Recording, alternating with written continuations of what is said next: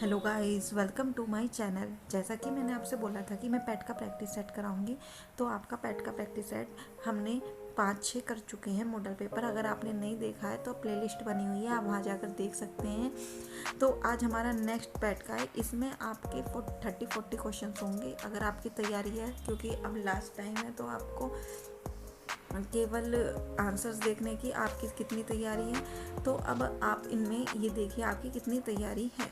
तो ये आपके सारे सब्जेक्ट के मिक्स क्वेश्चंस होंगे, तो इसमें करंट के भी होंगे, तो आप इसे देखकर जरूर करिएगा। इस चैनल पर हमारी पेट की और सुपर टेट के फ्री ऑफ कॉस्ट नोट्स सारे अवेलेबल हैं, तो आपको कहीं पे भी और जाने की ज़रूरत नहीं है। तो इसलिए आप इस चैनल को अपना मानकर सब्सक्राइब कर सकते हैं। और इस चैनल पर सारी ऑथेंटिक जानकारी आपने देखा होगा, एक बार जाकर चेक जरूर करिएगा चैनल पर किस किस टाइप की आपको सारी जानकारी इन्फॉर्मेशन दी जाती है। तो अब स्टार्ट करते हैं वीडियो। कलिंग युद्ध के बाद निम्न में से, ये आपके पहले हिस्ट्री, ज्योग्राफी सारे मिक्स होंगे, मैथ्स, रीजनिंग सारे आपके। तो कलिंग युद्ध के बाद निम्न में से किस महाराज अशोक के रूपांतरण को दर्ज किया? तो किसको किया गया था? तो इसमें 4 ऑप्शन है, तो आप पहले सोचिए। तो रॉक एडिक्ट 8, 13वें शिलालेख से कलिंग युद्ध के संदर्भ में स्पष्ट साक्ष्य मिलते हैं। यह घटना अशोक के अभिषेक के 8 वर्ष बाद की है। ठीक है ना। नेक्स्ट है आपका, अशोक के शिलालेख किस लिपि में खुदे हुए हैं? तो इंपॉर्टेंट क्वेश्चन है, किस लिपि में खुदे हुए हैं अशोक के शिलालेख? ब्राह्मी लिपि में। किस लिपि में? ब्राह्मी लिपि में। नेक्स्ट है, निम्न में और किसने, आपको पता है अशोक के अभिलेखों में शहबाजगढ़ी एवं मानसेह का अभिलेख खरोष्टी लिपि में, तक्षशिला एवं लघुमान अभिलेख अरमाइक लिपि में है। तो ये कहाँ पर है? ब्राह्मी लिपि में। निम्न में से किसने और कब पहली बार अशोक के शिलालेखों का अर्थ स्पष्ट किया था? तो किसने किया था? 1837 जेम्स प्रिंसिप। किसने? सर्वप्रथम 1837 में जेम्स प्रिंसिप नामक विद्वान ने अशोक के शिलालेखों को पढ़ा था। अगर पूछा सके किसने सबसे पहले पढ़ा था, तो वो भी इन्होंने ही पढ़ा था। जबकि सबसे पहले 1750 में टिफेन थैलर महोदय द्वारा, किसके द्वारा? टिफेन थैलर महोदय द्वारा खोजा गया अभिलेख दिल्ली मेरठ अभिलेख था। कौन सा था? दिल्ली मेरठ अभिलेख था। प्रसिद्ध इतिहासकार डी और भंडारकर महोदय ने 2 माता अभिलेखों के आधार पर अशोक का इतिहास लिखने का प्रयास किया है। नेक्स्ट है, किस प्रसिद्ध शासक को शिलालेखों का जनक कहा जाता है? तो किससे कहा जाता है जिसे शिलालेखों का? समुद्रगुप्त, चंद्रगुप्त, कनिष्क या अशोक? तो अशोक को शिलालेखों का जनक कहा जाता है।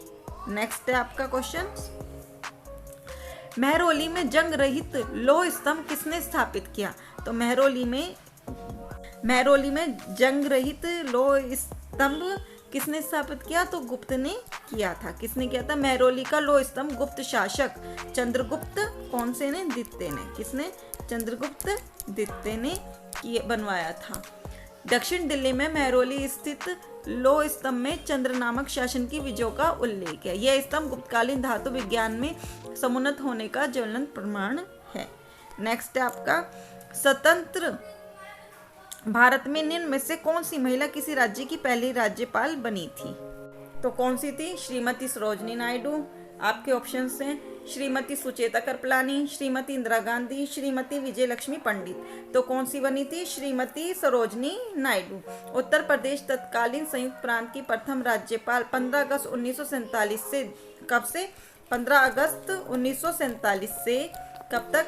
2 मार्च 1949 तक श्रीमती सरोजिनी नायडू थी। ये किसी भी राज्य की पहली महिला राज्यपाल थी। नेक्स्ट, चोरी चौरा कांड के बाद गांधी जी ने स्थगित कर दिया। क्या स्थगित कर दिया? आपको पता है गांधी जी का एक क्वेश्चन जरूर आता है। तो कौन सा आंदोलन? सविनय अवज्ञा आंदोलन, खिलाफत, असहयोग या भारत छोड़ो आंदोलन? तो आप सोचिए पहले। तो उन्होंने असहयोग आंदोलन को स्थगित कर दिया था। कब? 4 फरवरी 1922 में। कब? 4 फरवरी 1922 में इन्होंने अपना आंदोलन स्थगित कर दिया था। नेक्स्ट है आपका, क्रिप्स मिशन भारत में कब आया? क्रिप्स मिशन भारत में कब आया? तो क्रिप्स मिशन आपका आया 1942 में। नेता क्रिप्स मिशन भारतीय नेताओं से वार्ता हेतु मार्च 1942 में भारत आया। नेक्स्ट है आपका, महात्मा गांधी का राजनीतिक गुरु कौन थे? महात्मा गांधी के राजनीतिक गुरु कौन थे? तो महात्मा गांधी के राजनीतिक गुरु थे गोपाल कृष्ण कृष्ण गोखले। कौन थे? गोपाल कृष्ण गोखले। महात्मा गांधी के राजनीतिक गुरु गोपाल कृष्ण गोखले थे, जो 9 जनवरी 1915 में दक्षिण अफ्रीका से भारत लौटने पर गांधी जी के गोखले के संपर्क में आए और इनके प्रभाव में आकर ही गांधी जी ने स्वयं को भारत का सक्रिय राजनीति से जोड़ा। नेक्स्ट है भारत का कुल कितना भौगोलिक क्षेत्र वन भूमि है, मतलब कितने क्षेत्र में वन भूमि पाई जाती है। तो कितने में पाई जाती है? आपका है 21.67% क्षेत्र में वन भूमि पाई जाती है। वन रिपोर्ट स्थिति किसके अनुसार है? ये 2021 के अनुसार है, तो इम्पोर्टेंट है, करंट से भी रिलेटेड होती है। इतने पर आपकी भौगोलिक क्षेत्र वन भूमि पाई जाती है। नेक्स्ट है आपका भागीरथी और अलकनंदा के संगम पर स्थित नगर है, तो कौन सा है आपका? भागीरथी और अलकनंदा के संगम पर स्थित नगर है, तो कौन सा नगर है आपके भागीरथी और संगम पर स्थित? तो देवप्रयाग। कौन सा है? देवप्रयाग। क्या होता है इसमें आपका? भागीरथी और अलकनंदा नदियां, नदी की 2 प्रमुख स्रोत है। नदियों का संगम देवप्रयाग में होता है। कहाँ पर होता है ये भी पूछ सकते हैं, इनका संगम कहाँ होता है? तो देवप्रयाग में इनका संगम होता है। यहीं से यह नदी गंगा के नाम से जानी जाती है। तो इसका दूसरा नाम क्या है? गंगा भी जाना जाता है। नेक्स्ट है आपका, नेक्स्ट है 2 नदियों के बीच उपजाऊ भूमि को कहते हैं, क्या कहते हैं? जल संभर, जल विभाजक, दोआब या तराई। तो 2 नदियों के बीच उपजाऊ भूमि को कहते हैं हम दोआब। क्या कहते हैं? दोआब। तो 2 नदियों के बीच के उपजाऊ भूमि को दोआब कहते हैं। जल विभाजक क्षेत्र वह होता है जो जल के प्रवाह की दिशा को विभाजित करता है। तराई क्षेत्र दलदली मैदान है, जबकि जल संभर के संरक्षण और प्रबंधन एक क्या है? एक विधि है। नेक्स्ट है आपका, अब आपके मैंने कुछ इंपॉर्टेंट लिया है जो जिससे आपके करंट में क्वेश्चन पुट अप हो सकते हैं, क्योंकि अभी जो 2022 चल रहा है तो उसका बजट का हमने कुछ इंपॉर्टेंट पॉइंट्स लिए हैं। तो सबसे पहले क्या है? 1 फरवरी 2022 को केंद्रीय वित्त कारपोरेटर कार्य मंत्री निर्मला सीतारमण ने केंद्रीय बजट 2022-23 पेश किया। तो ये पूछ सकते हैं कब पेश हुआ? 1 फरवरी 2022 को, हर साल होता है। नेक्स्ट है भारत का आर्थिक विकास दर चालू वित्त वर्ष में 9.2% रहने का अनुमान है। तो ये पूछ सकते हैं कितने दर रहने का अनुमान है? तो 9.2। नेक्स्ट है पीएम गतिशक्ति को बढ़ावा देने वाले 7 कारक सड़क, रेल मार्ग, हवाई मार्ग, विमानपत्तन मार्ग, परिवहन, जलमार्ग और लॉजिस्टिक अवसंरचना है। तो ये 7 इसके कारक हैं। नेक्स्ट है 22-23 में 4 स्थानों पर मल्टी मॉडल लॉजिस्टिक पार्क बनाने के लिए पीपीपी प्रारूप के जरिए संवेदनाएं प्रदान की जाएगी। तो 4 स्थानों पर इन पर की जाएगी। नेक्स्ट, स्थानीय व्यापार और आपूर्ति श्रृंखलाओं को बढ़ाने के लिए एक स्टेशन एक उत्पाद की संकल्पना है। नेक्स्ट है आपका 2022-23 में देशी विश्व स्तरीय प्रौद्योगिकी और क्षमता वृद्धि कवच के तहत रेल मार्ग नेटवर्क में 2000 किलोमीटर जोड़ा जाएगा। मतलब इतना और रेल मार्ग जोड़ने की इस साल बजट है। अगले 3 वर्ष के दौरान 4000 उत्कृष्ट वंदे भारत रेलगाड़ियों का निर्माण होगा। नेक्स्ट है हर घर नल से जल के तहत वर्ष 2022-23 में 3.8 करोड़ परिवारों को शामिल करने के लिए 60,000 करोड़ रुपए आवंटित किए गए। मतलब हर घर नल जल ये योजना है। नेक्स्ट है वर्ष 2022 में 100% 1.5 लाख डाकघरों को मुख्य बैंकिंग प्रणाली में शामिल किया जाएगा। नेक्स्ट है पीएम ई विद्या के 1 क्लास 1 टीवी चैनल कार्यक्रम को 12 टीवी चैनलों से बढ़ाकर 200 टीवी। तो ये इंपॉर्टेंट है, ये पूछ सकते हैं कितने बढ़ाकर कितने कर दिए, तो 200 टीवी चैनलों तक पहुंचाया जाएगा। नेक्स्ट है संशोधित अनुमान 2021-22 में राजकोषीय घाटा बढ़कर सकल घरेलू उत्पाद का 6.9% हो गया है। तो ये पूछ सकते हैं राजकोषीय घाटा बढ़कर कितना हो गया है, 6.959%। नेक्स्ट है आपको इसकी पीडीएफ आपकी टेलीग्राम पर मिल जाएगी, मैं टेलीग्राम का लिंक सेंड कर दूंगी आपको। नेक्स्ट है बजट अनुमान 22-23 में, नहीं तो आप इसके स्क्रीनशॉट्स भी ले सकते हैं या आप अपने आप भी इसको लिख सकते हैं।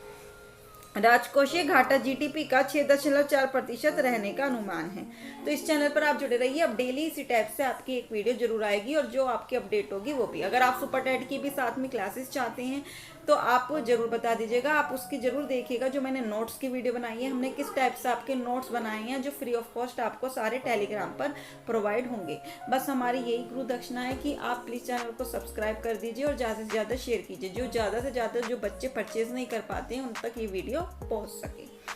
तो क्या है आपका बजट अब है संशोधित अनुमान 21-22 में राजस्व घाटा घटकर सकल घरेलू उत्पाद का 4.7% हो गया है।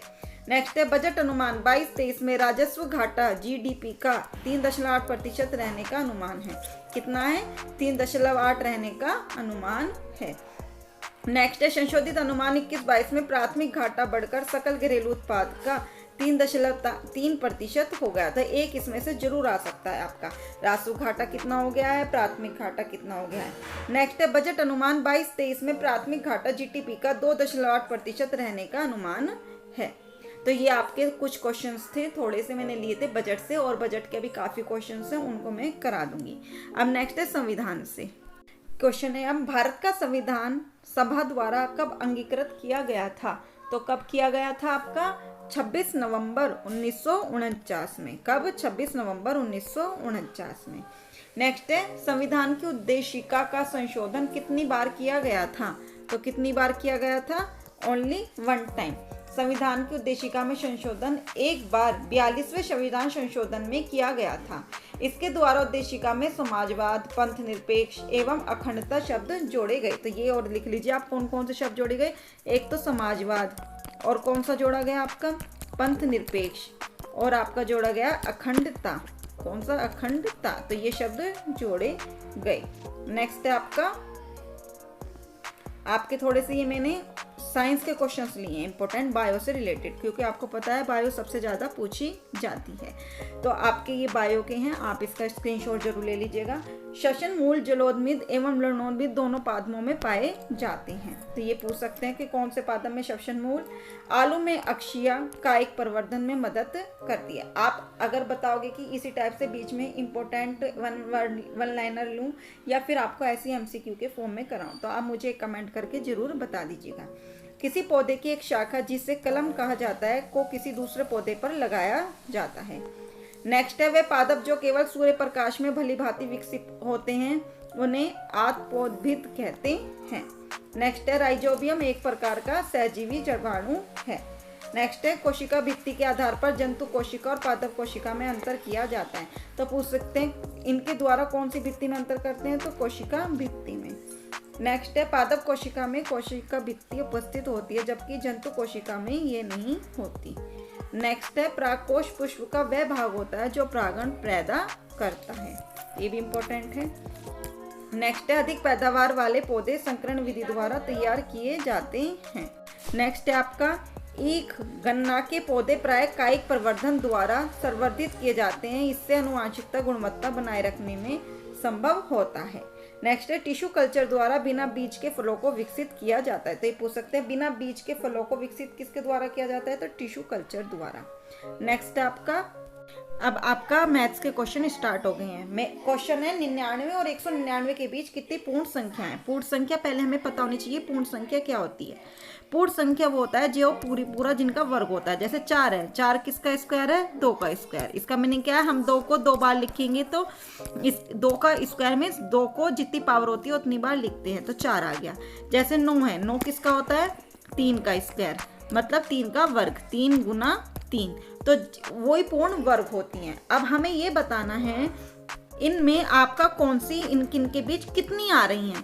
अब 99 के आप देखो 100 किसका होता है? हाँ होती है, 10 का स्क्वायर होता है। जब 10 की 10 में उसी की डिजिट की उसी में गुना करेंगे तो वो स्क्वायर बन जाता है। अब देखो 100 के बाद 101 नहीं।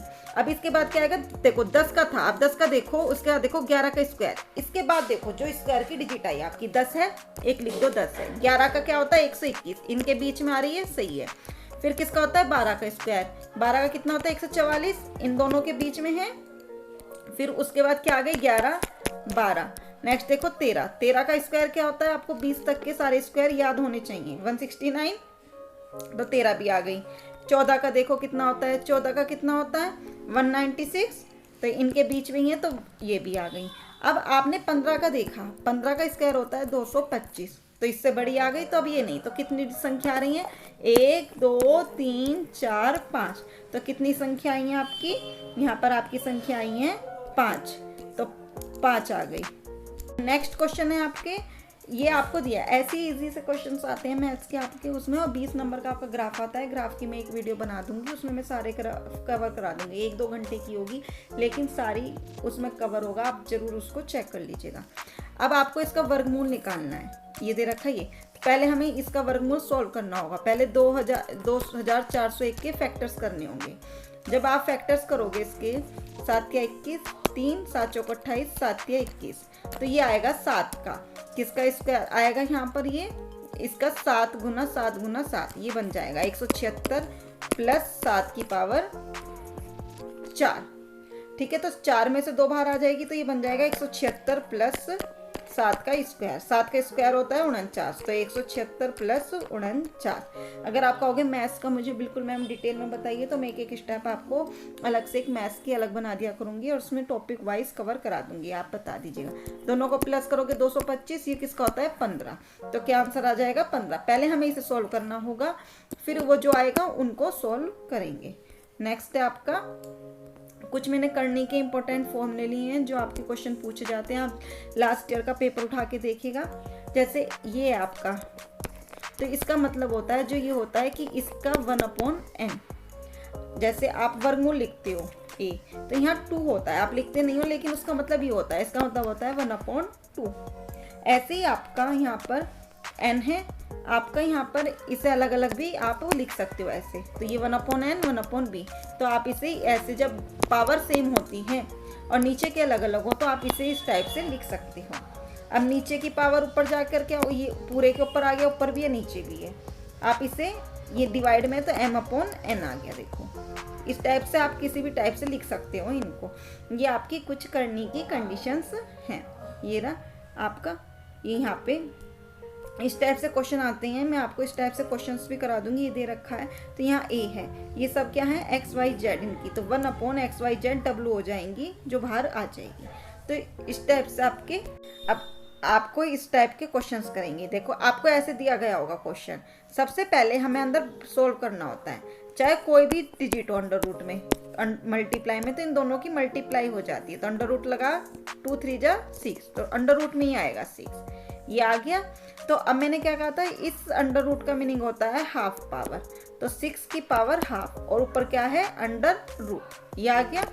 अब 6 की पावर हाफ है, ये भी तो अंडर रूट है, तो इसकी भी पावर हाफ होगी, हम ऐसे लिखते हैं अभी 6 की पावर हाफ, और ये था आपका अंडर रूट, तो इसका भी मीनिंग हाफ ही है, तो 6 की पावर हाफ इंटू हाफ, ये हो गया। अब यहाँ पे नीचे मल्टीप्लाई हो जाएगी, तो 1/4 आ जाएगा इसका आंसर, तो 6 की पावर 1/4। इस टाइप से आप इन क्वेश्चंस को सॉल्व करोगे। अब ये आपके, मैंने हिंदी के कुछ वाक्यांश के एक शब्द लिए हैं सारे, आप इनको पढ़ लेना। जो कहे ना, कुछ ना कहे या कहना, आपको पता है इसमें आपकी जो हिंदी आती है यही आते हैं, विलोम शब्द, पर्यायवाची, एक वाक्यांश के लिए एक शब्द, लोकोक्ति, है ना, 10 नंबर का वो, तो 15 नंबर की हिंदी पूछी जाती है, कोई डीपली नहीं आती, इसलिए मैं थोड़े थोड़े उनको आपको देती ही रहूंगी जो इम्पोर्टेंट होंगी। तो क्या होगा? एकत्थे, क्या कहेंगे उसको? जिसमें कांटा या विघ्न बाधा ना हो, अकंटक। जो कहा ना जा सके अकथनीय, जो कहा ना गया हो अकथित, कहा ना जा सके अकथनीय, कहा ना गया हो अकथित, घबराने वाला ना हो अकातर। जो वह सेना जिसमें बहुत से हाथी, घोड़े, रथ और पैदल सिपाही हो, अक्षौहिणी। जो तर्क से सिद्ध ना हो, अतर्की। अत्यंत सूक्ष्म या छोटा होने की शक्ति प्राप्त होना, अणिमा। जैनों का सूर्यास्त से पहले होने वाला भोजन, अथौ। पश्चिम दिशा जिसमें सूर्यास्त हो, अथमना। वह जिसने किसी से ऋण लिया हो, धर्मना। वह वस्तु जिस पर अधिकार जताया जाए, अधर्य। जिसकी कीमत कम हो, अनर्थ्य। जो वश में न हो, अनायत। ऐसी प्रशंसा जिसे निंदा का भाव निकले, अपुस्तुति। जिसे मारना उचित न हो, जिसे कोई मार ना सके, अबध्य। जो बात, वह बात या भाव जिस प्रकट करने की इच्छा हो, विपरीत। निष्फल न होने वाला, अमोघ। किसी के गुणों को अवगुण समझना, असूहा। ये मुझे थोड़े हार्ड लगे कि बच्चों को ये नहीं पता होगा, नॉर्मल से पता होते हैं, इसलिए मैंने इनको आपके बीच में दे दिए हैं। सबसे आगे रहने वाला अग्रणी, जिसको न जीता जा सके अजय, जिसके बारे में कोई निश्चय ना हो अनिश्चित, जो अपने स्थानीय स्थिति से अलग ना किया जा सके अच्युत, जो अपनी बात से टले नहीं अटल, जिसका निवारण ना किया जा सके, ठीक है, अटल। तो आपके ये क्वेश्चंस थे थोड़े से। आज मैंने थोड़े से इंग्लिश के भी लिए हैं आपके सिनोनिम्स, तो आप देखते हैं ये आपके सिनोनिम्स हैं। अब आप देखिए अट्रैक्ट का क्या हो सकता है। अट्रैक्ट मैंने लुभाना, खींचना, आकर्षित करना, तो इसका पर्यायवाची क्या हो सकता है आपका? हो सकता है इसका फैसिनेट। इसका मतलब ये होता है रिझाना, मोह लेना, वशीभूत करना। अन्य शब्द पर्यायवाची शब्द हैं। तो ये आपके और क्या क्या हो सकते हैं इसके अट्रैक्ट का, आप लिख लीजिए। आपका लियोर हो सकता है, क्या हो सकता है? लियोर, या चार्म भी कह सकते हैं ना, चार्म हो सकता है। तो ये भी इसके अन्य शब्द हो सकते हैं अट्रैक्ट के। नेक्स्ट है आपका अबोर्ड। अबोर्ड मैंने क्या होता है? निवास, वास स्थान, आवास, आलय, घर, मकान। तो इसका पर्यायवाची क्या होगा जो इसी की तरह होगा? तो होगा ड्वेलिंग, क्योंकि इसका नाम होता है वास, घर, निवास, स्थान। और भी शब्द क्या क्या हो सकते हैं आप लिख सकते हैं। हैबिटेशन, क्या हो सकते हैं? हैबिटेशन हो सकता है, होम हो सकता है, और रेजिडेंस बोलते हो आप, रेजिडेंस हो सकता है, ठीक है ना। तो ये आपके क्वेश्चंस थे। नेक्स्ट है अपारेंटली। क्या मीन्स होता है? स्पष्ट रूप से या प्रकट रूप से, प्रत्यक्ष रूप से। तो इसका मीनिंग होगा सिनोनिम्स जो सेम होगा सीमिंगली, क्योंकि इसका भी यही मीनिंग्स होते हैं। और अलग वर्ड क्या क्या हो सकते हैं इसका? एविडेंटली, ये भी आप लिख सकते हो, और मैनिफेस्टली, ठीक है। तो ये, या प्लेनली, तो ये आपके अलग वर्ड भी हो सकते हैं। नेक्स्ट है आपका, बस आज की क्लास में इतना ही है। आपको कैसे क्वेश्चंस लगे, कैसा कलेक्शन है, आपकी तैयारी कैसी है, कितने आपके आंसर सही हुए हैं, आप कमेंट करके जरूर बताइएगा। और अगर आप ये क्लास को लाइव करना चाहते हैं तो मैं लाइव स्ट्रीम्स भी इसकी कर लूँगी, आप मुझे कमेंट करके जरूर बताइएगा अगर लाइव चाहते हैं या ऐसे ही चाहते हैं। और इसी टाइप से आपके क्वेश्चन चाहिए या वन वर्ड चाहिए, आप प्लीज़ मुझे जैसा भी आपका फीडबैक है ज़रूर दीजिएगा। तो काफ़ी क्लास हो चुकी है लंबी, तो आज के लिए इतना ही। कोई भी क्वेरी है, कोई भी कुछ पूछना है तो आप कमेंट करके बेझिझक होकर पूछ सकते हैं। आज के लिए इतना ही। Thank you.